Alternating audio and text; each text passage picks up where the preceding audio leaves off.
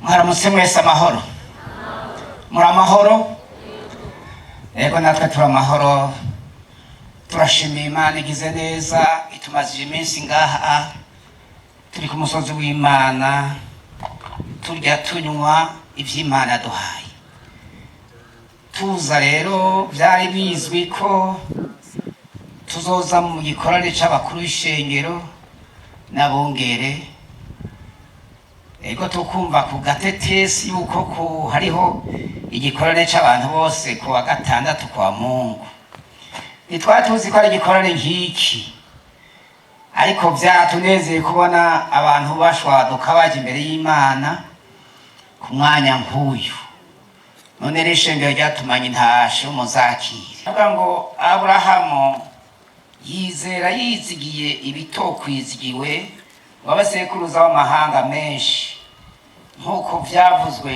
ngo uruvyaro rwiwe rwawe niko ruzongana kandi ntiyagabanuka ukwizera yitegereje umubiri wiwe amaze kuba akaheze kuko yari amaze imyaka nk'ijana y'amavuka yiwe na Sara yari yaraciye ariko yumvira yuko Imana yamusezeraniye ntiyayikurikiranishwa no kutizera ariko aremeshwa cane no kwizera ahesha Imana icubahiro n'aya majambo hano numvise n'urya murongo mutoya cane cane watanguye ngo Aburahamu yizera yizigiye ibitokwizigiwe.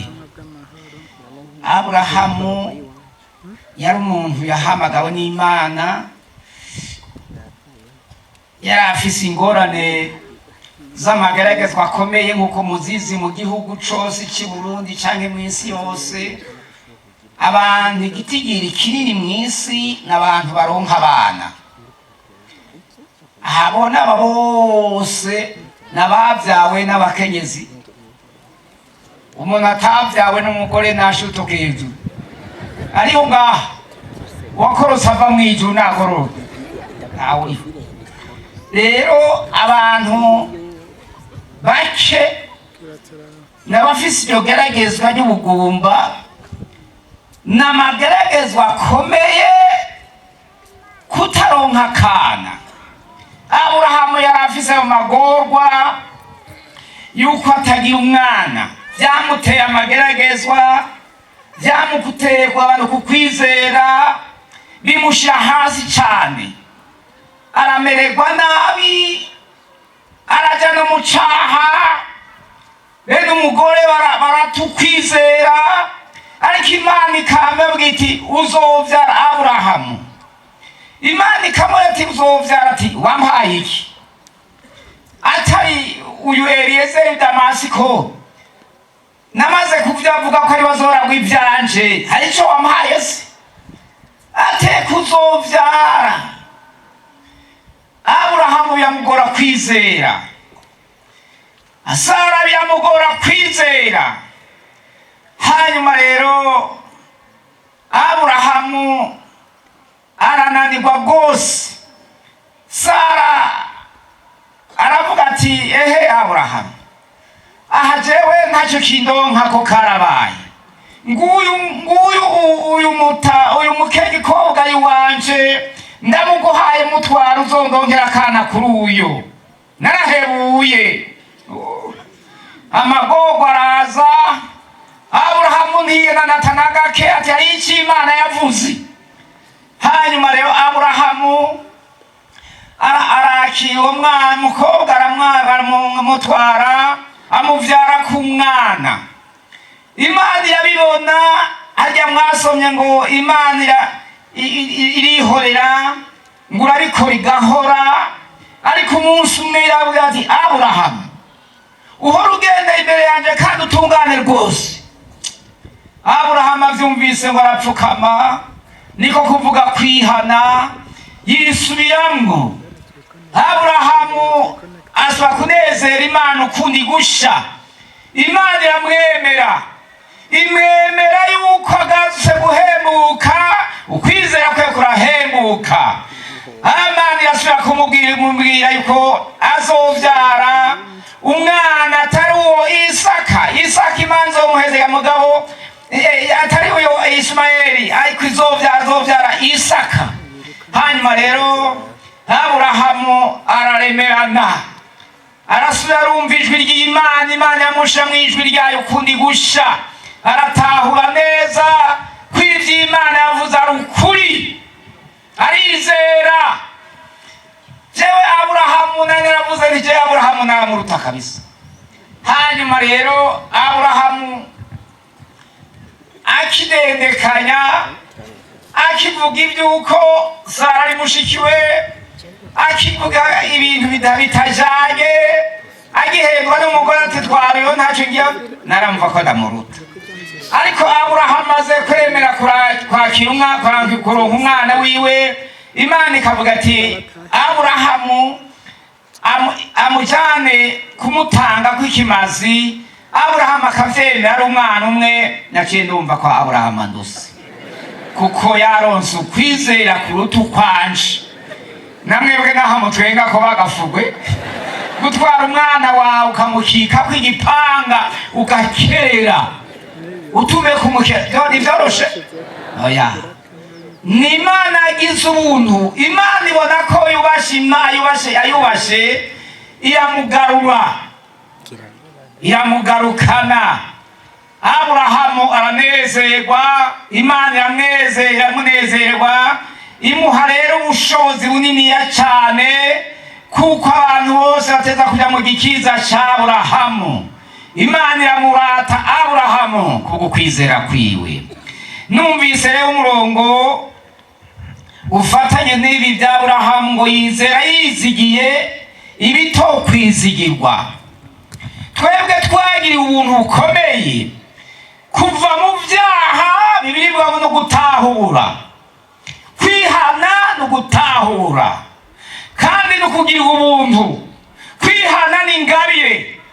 Hari abandi byananiye byabatakuba amazi, barananirwa kopo, akama yihana, akama azugazuga mu rusengero, ntiyihane ngo ashike ku kuri, ngo atahure Imana. Ariko Aburahamu ngo yizera yizigiwe ibitokwizigirwa. Twebwe twari ubuntu n'Imana. Urabona mu bidemo ndavyimvira, umuntu aragendagenda mu isi kandi araba umuntu w'Imana, ariko ntashobora kubona Imana, siko igendagenda mu gahura akayihayanga. Oya, iwacu hari umuntu umwe yaje gupfa mu myaka iheze, yabaye bijya bishusho by'Ibujumbura bambika impuzu, n'iwacu byaraduze biza biro byinshi. Wacitegereye bajya ngo bonjour monsieur. Urumva igishusho yabaga kigishusho yajyana muzungu. Hari undi muntu asaze yagikuye impuzu ngari wandika, urabona kwambika icyo kimugiye mukana koga andika kura ashachani hari ku isoko igihose. Urumva ni ikintu baje ari gushanya ibimeze nk'abahungu, imeze nk'abakobwa. None agikuye impuzu mu gikiriza, yemwe umva bese atari ibara. None rero Imana nasanze Imana yadukunda kabisa. Imana yakunda abantu. Namye niga jewe ndakunda gusenga. Icyananiye cyane jewe n'abari umwungere wacu twaturana mu Kirundo taronka amazu, twari mu kadepo kaho badepoze ibintu by'amasima yo kuba ku rusengero rwa Mede Sobrega baruba. Akabyuka agasenga agasubira. Hanyuma twikangwa hajya tugende gani, umabare jewe sinshobora kurandi kupfuka ndarapfuka byakararapfuka.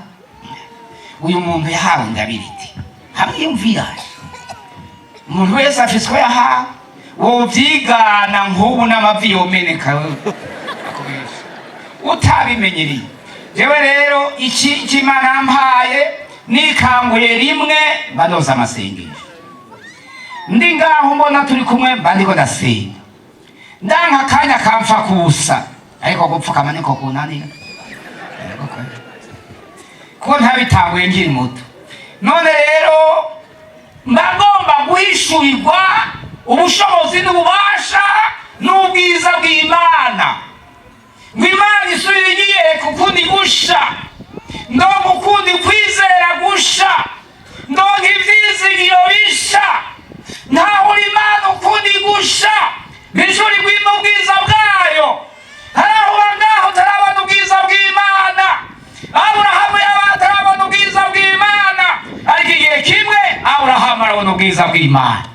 Wowe waraje mu rusengero kenshi utarahishurirwa Imana ngo ubone nawe ibizigira ibitokwizigirwa ibyo ari byo. Twebwe nta bantu bokwiziye ko bazozuka. Hariho benshi batarabimenya, hariho abantu bataramenya guharirwa icarisho no kwirinda icaha neza, bagendagenda uko nyene bamara abantu. Niyo umuririmbyi yavuze ngo muze tubasengere, barazigirijwe. None rero turashima Imana kuba twarahawe ivyizigiro, kwizigira ibito kwizigiwe, kwizigira ko twebwe abantu twama tubona bapfa. Jesi maze imyaka mike, ariko mparuye abantu bapfuye, nagiye mbona naho niyumvira abapasiteri naje ngaha bariho, uko bangana, uko bakayangana, uko basa, nta n'umwe akiriho, nta n'umwe aha. Abo bose n'abasengeye mbona, hari abo nasanze n'abapasitori, abitegereza ingene bari abantu b'Imana. Uyu murongo uyu mungere wo mukishi havuze hajya wo kuri 2006, umungere w'igishiha yakunda kumpa kenshi ngo umukozi wanje ari aho nzoba ndi, niho umukozi wanje azoba. No mu baheruka ya nyuma tuba mu manama y'amawumpa kenshi, n'abantu bari barahezegona nk'abamarayika, ariko bose baragiye. Ukiyumvira aba bose ubona bakazohava bagenda, siko? Ariko kimwe gusa twahawe ibanga rininiya cane, kwizigira ibito kwizigirwa, ibyo mu gihugu batazi, ibyo abahambaye batazi, ibyo bize byinshi batazi, turabihabwa, turabihishurirwa na Yesu Kristo umwana w'Imana, bishiye muri mpemu yera, yuko twese naho tuzopfa umwana isi yavuze ngo iwacu ni hehe? Iwacu ni mw'ijuru. Kuba warahawe ibanga kumva ko iwacu ari mw'ijuru, wizigiye ibito kwizigiwe, wizigiye ibintu binanira benshi. Abantu benshi mw'isi barananiwe, benshi barapfa batabitahura, akaba umukozi w'Imana, akaba umusenzi, akaba umuntu iyo yaririmba, ariko akazopfa aja muri gihonomu kuko atabitahuye. Bihora bimbabaza jewe, ndafise intuntu nyinshi cane ntashobora kubabarira higera, cane cane iyo ngeze ku mukozi w'Imana ageze hafi yo gupfa, ageze gupfa, Imana ikambara ngo sinamwakiriye, ngaca numva mbabara nkarira rwose kabisa. Nimbuye igihe yabaye mw'ishengero ntihane neza, umukiza akabaho ntihane neza, umusiguzi agasigura ijambo ry'Imana mugabo bikamunanira. Kwizigira ibito kwizigiwe n'ibanga rininiya rikomeye cyane, ariko ko twagira ubuntu kaza Imana imbere yayo, dusabe mpemu yabiduhishure neza, tubimenye ko ibyo twizigiye bitazosiba kandi bizoshika neza ku isaya. Bitevye ubirindi, ubirorere kuko bitazosiba. Amina, haleluya. Bizoshika. Wauri hano wajavuye hari iwacu, wavuye hirya no hino, bizoshika. Kimwe gusa wicare wihanye neza kabisa, kwihana neza, ugakurishitwa ikibi cyose mu bugingo bwawe, kugira ngo witegurire kwinjira mw'injira ry'abera mw'ijuru.